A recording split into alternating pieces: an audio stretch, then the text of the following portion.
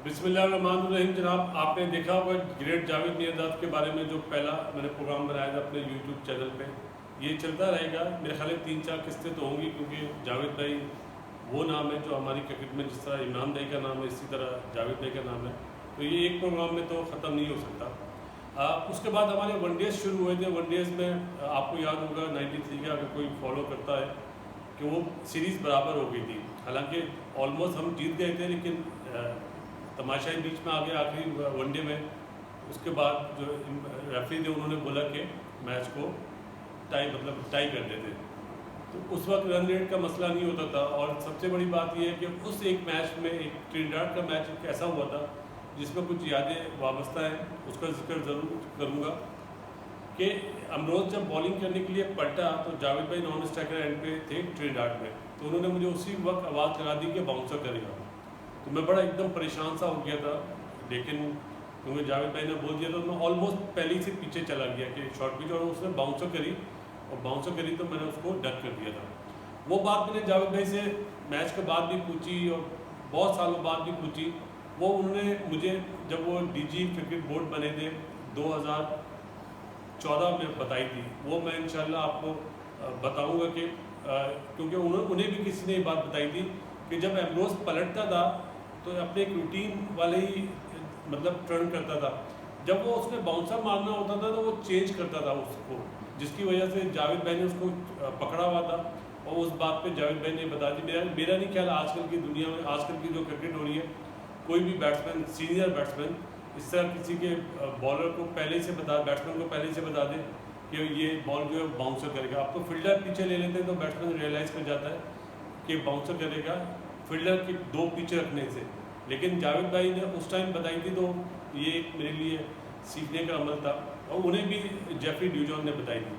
उसके बाद हमारा साइड मैच हुआ। साइड मैच में अब बात हुई है कि जावेद भाई वो इंसान है जो कभी भी दिल में बात नहीं रखते। उनने एक क्वालिटी ये भी थी कि अगर किसी को डांट भी दिया तो बाद में जाके सॉरी कर लेते थे, यार मैंने गुस्से में डांट दिया। और ऐसी डांट हमें तो बहुत अच्छी लगती थी। अब पता नहीं आजकल के बच्चों को अच्छी लगती है या नहीं लगती, क्योंकि जिससे सीखना है तो उसको डांट सुननी भी पड़ेगी, चाहे वो उस टाइम पे उस टीम में जावेद भाई थे। अच्छा हाँ, अच्छा वो याद है, इमरान भाई वो सीरीज़ कमेंट्री करने के लिए आए हुए थे, तो इमरान भाई से भी मुलाकात हुई थी। और इमरान भाई ने बड़ा अप्रिशिएट किया था कि शाबाश, जिस तरह तुम खेलते हो इसी तरह खेलो। तो वो इमरान भाई हो गए, जावेद भाई हो गए, रमीज़ भाई थे, उसमें मुश्ताक मोहम्मद साहब हमारे पुराने कैप्टन, जिनके लिए बहुत मशहूर है, बहुत बढ़िया कप्तान थे, वो थे। रमीज़ भाई थे। तो सीनियर्स ने भी बड़ी मदद करी थी, तो वो टूर बड़ा अच्छा रहा। उसके बाद जब साइड मैच खेले तो 2 इंसिडेंट ऐसे हुए जो आज मैं आपके सामने बयान करूं। एक तो आपको याद होगा कि ग्रेनाडा वाला इंसिडेंट हुआ था, जिसमें हमारे मतलब थे तो 4 लड़के, लेकिन एक थोड़ा आ गया था वापस। वसीम भाई, वक़ार और आकिब पे इल्ज़ाम लगाया गया था अबाउट मरवाना केस जो बना था, लेकिन वहाँ पे आज तक किसी ने ये बात नहीं करी। हालांकि वहाँ पे जर्नलिस्ट भी गए हुए थे, हमारे जो एक्स क्रिकेटर्स हैं जो आजकल अपने उन्होंने यूट्यूब पे चैनल बनाए हुए, उन्होंने भी इस बात का जिक्र नहीं करा होगा कि वहाँ पे 2 लेडीज़ भी आई हुई थी जिनका ताल्लुक दूसरी कंट्री से था, मतलब यूरोपियन कंट्री से था। और उन्होंने बहुत ज़्यादा प्लानिंग करके ये इंसिडेंट कराया था। ये बात आज मैं आपको पहली दफ़ा बता रहा हूँ, और ये इसलिए मैं बता रहा हूँ कि आज मैं इस पर जिक्र कर रहा हूँ, वरना अमूमन मैंने कभी करा नहीं है। प्लस एक चीज़ और भी है कि जब ये इंसिडेंट हो गया था तो हमें सुबह मॉर्निंग पे जब हम नाश्ते पे आए थे तो रमीज़ भाई ने पहले बताया कि ये इंसिडेंट हो गया। और वहाँ का जो कमिश्नर था वो सुनने में आया था कि बहुत सख्त आदमी है और सीधा जेल करता है। अच्छा, मज़ेदार बात यह है इसमें कि हमारे 3 प्लेयर तो कस्टडी मतलब उन्हें जेल कर, मतलब जेल क्या, थाने में ले गए थे, लेकिन वो जो 2 लेडीज़ थी वो उनका कहीं पता नहीं चला, फिर वो उन्हें निकाल दिया गया था वहाँ से। तो ये इंसिडेंट ऐसा था जिसमें जावेद भाई खुद गए थे उस कमिश्नर के पास, और वो कमिश्नर थैंक्स गॉड कि वो जावेद भाई का बहुत बड़ा फ़ैन था। आज ये बात आपको बता रहा हूँ, जब जावेद भाई उसके साथ, हमारे मैनेजर होते थे खालिद महमूद साहब, उनके साथ जब गए उसके घर पे, वो उसने जावेद भाई से मिला भी, और उसने बोला कि सुबह मैं इन्हें छोड़ दूंगा, डोंट वरी, मम एंड डैड, आपको जैसे मैंने बताया मम एंड डैड बोलते थे। तो ये जावेद भाई का भी इसमें बहुत बड़ा अमल दखल था। जिस तरह वसीम भाई, विकी और आकिब जिस तरह बाहर आए थे, उसके बाद एक टाइम पे तो ऐसा भी लगा कि सीरीज़ कॉल ऑफ हो जाएगी, लेकिन फिर जावेद भाई ने भी बोला, हमारे मैनेजर साहब हैं उन्होंने भी बोला, मुनीबा हमारे कोच थे उन्होंने बोला कि नहीं सीरीज़ खेलो, इस तरह मुल्कों के दरमियान नहीं होता। एक तो ये इंसिडेंट था। एक इंसिडेंट ऐसा था जो आज बता रहा हूँ आप लोगों को कि जावेद भाई कितना बड़ा नाम था, और मैंने उस टूर पे जावेद भाई को आंसू से रोते हुए देखा है। ये नहीं कि उनसे रन्स नहीं हो रहे थे उस वजह से नहीं, एक साइड मैच हो रहा था जिसमें मुझे थोड़ी प्रॉब्लम हुई थी ग्रोइंग की, तो मैं गया हुआ था डॉक्टर के पास। जब मैं वापस आया 11 बजे तो देखा सन्नाटा हुआ है ड्रेसिंग रूम के अंदर, सब ऊपर बैठे। मैं भी गया, मुनीबा ने पूछा क्या बोला डॉक्टर ने, तो मैंने उसने यही बोला कि इतना सीरियस नहीं है ये पेन, और ये इंशाल्लाह 1-2 दिन में सही हो जाएगा। तो मैंने देखा कि बैट्समैन खेल भी रहे, शॉट भी लग रहा है, कोई शाबाशी नहीं दे रहा। तो मैंने हमारे 1-2 कुलीग थे उनसे पूछा कि क्या मसला क्या हुआ, तो उससे बोला यार तुम नीचे आओ।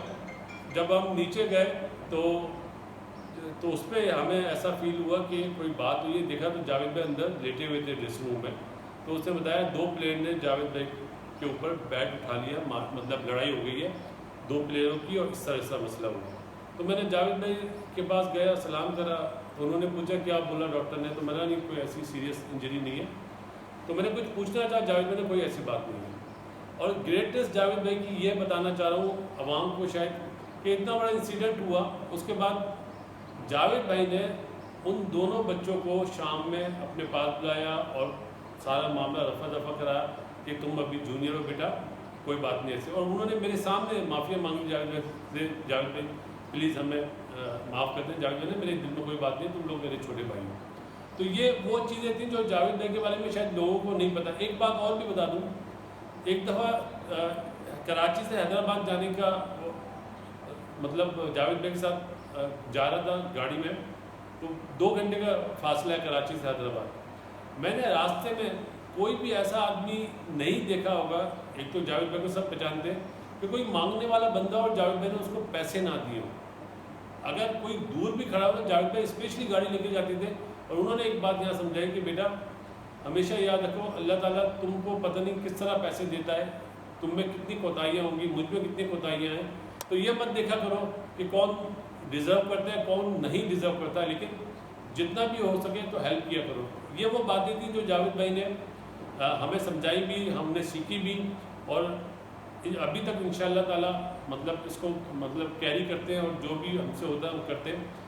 उसके बाद होती है टेस्ट सीरीज़ इंशाअल्लाह ताला, क्योंकि ये वनडे सीरीज़ में जो आपको बताया कि हम लोगों की ये परफॉर्मेंस हुई थी, वहाँ पे गलती से आखिरी 2 वनडे में मुझसे 250 भी हुए थे।